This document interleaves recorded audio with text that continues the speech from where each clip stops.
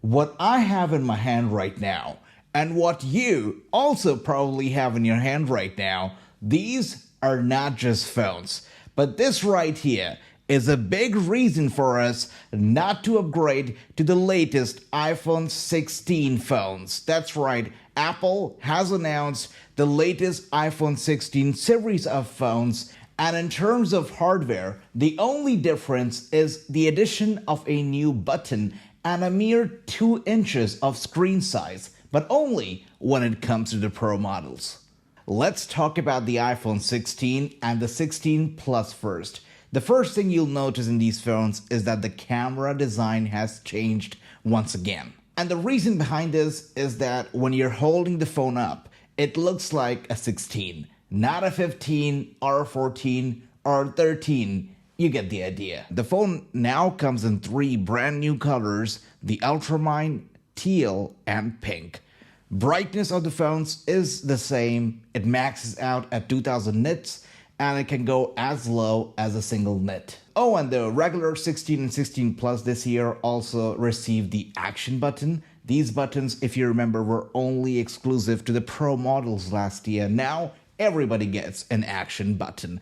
This time, the phone also gets a brand new button which Apple just could not stop talking about. They call it the Capture Control button, which makes your life as a photographer with an iPhone apparently much easier. The phone obviously also comes with a good camera, a great camera, and the camera is so good that literally half of the presentation was all about how good the camera is. So you can bet that the cameras on these things is pretty good. It comes with a 48 megapixel and a 12 megapixel telephoto, new ultra-wide camera with autofocus. And if you are one of the very few people in the world to own an Apple Vision Pro, you can now take spatial photos for your Vision Pro headset with an iPhone 16 or 16 Plus or 16 Pro models, as you'd imagine.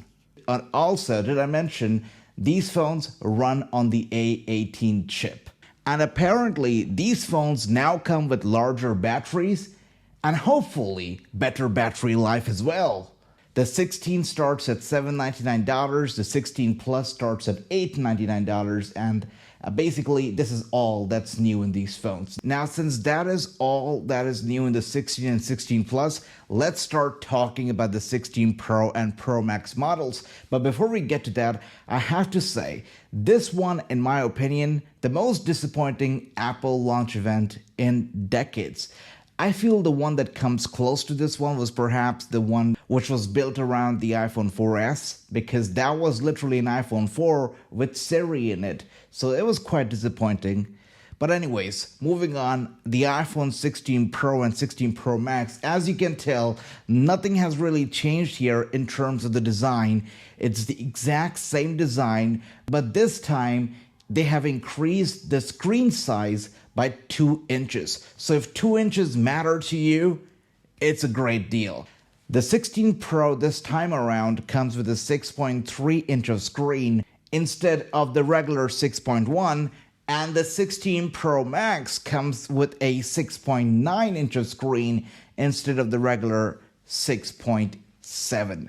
So if screen size and 2 inches of screen size matters to you, go for the 16 Pro and Pro Max. And this is when it got really funny, because Apple very specifically mentioned that the 16 Pro and 16 Pro Max phones will come with grade 5 titanium, making it sound super special, grade 5. And when I was sitting there watching the event, I was like, wait a second, I have no idea what grade my phone is, which is a 15 Pro Max. I had no idea what grade do I have on my 15 Pro Max. So what I did was I got on my computer, I asked Google, what grade is the 15 Pro Max?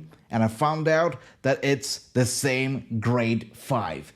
So there was no reason for Apple to really advertise grade 5 here for the 16 Pro Max or the 16 Pro, but they did it because they're trying hard to make you believe that yes, this is worth an upgrade, this is worth a purchase, while it truly is really not the case. Anyways, this time the 16 Pro model comes with a brand new brown color, which they're calling the dessert color. And to nobody's surprise, the phone runs on an A18 Pro chip. Cameras are also great, as you'd expect. 48, 14 megapixel, as you would imagine. Apple, it's no joke, but Apple spent so much time talking about the camera that I just don't want to talk about the camera at all anymore. But I will mention this, that the 16 Pro and Pro Max are now capable of taking slow-mo cinematic videos, which I'm pretty sure none of us will ever use that feature, but it's there in case you want to use it. Slow-mo cinematic videos can now be shot using an iPhone 16 Pro and Pro Max. The phones also support Q2 wireless charging, and Apple will be releasing new and updated phone cases for these phones. That is literally all that is new when it comes to the new iPhone 16s. The iPhone 16 Pro starts at a $999, which is 128 of gigabytes, and the iPhone 16 Pro Max will be starting at $1199, of course, with a 256 gigabyte storage option. As a big Apple enthusiast, somebody who has looked forward to these events every single year and has purchased literally the latest and the greatest from Apple year after year after year, I have to say I was disappointed in this year's lineup of iPhones, and I hope that this is a wake-up call to Apple. I don't think that they need to release new phones every single year. Instead, they should maybe release a new phone every 3 years or 2 years. Not every year. Anyways, let me know in the comments if you enjoyed the Apple event or if you will be purchasing any of the new iPhones that have been announced today. I will be reading and writing to each of you. Thank you so much for watching the video. This is AJ. You are watching Outsider Speaks, and I will see you in the next video.